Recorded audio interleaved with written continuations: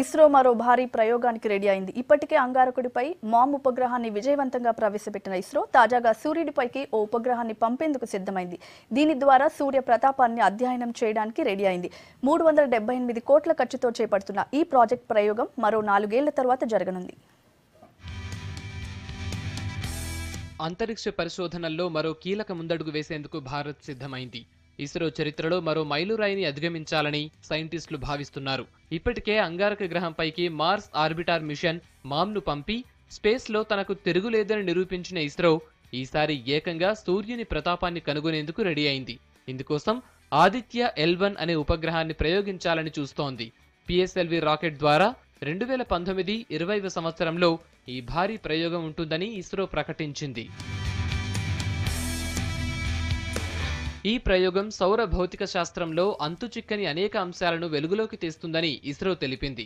మొదట ఆదిత్య 1 పేరుతో visible emission line కరోనోగ్రాఫ్ అనే ఒక పరికరం ప్రయోగించాలని భావించింది. ఈ 400 కిలోల ఉపగ్రహాన్ని 800 కిలోమీటర్ల దూరంలోని దిగువ భూకక్షలోకి ప్రవేశపెట్టాలని చూస్తోంది.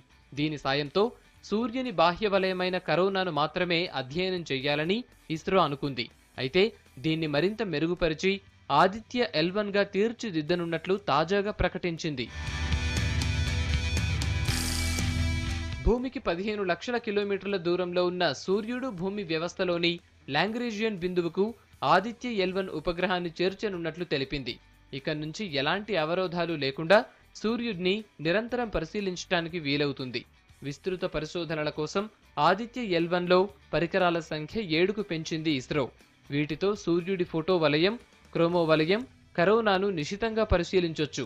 378 కోట్లతో సౌర ఉపగ్రహానికి ఆమోదం తెలిపినట్లు గతంలోనే కేంద్రం లోక్సభలో ప్రకటించింది.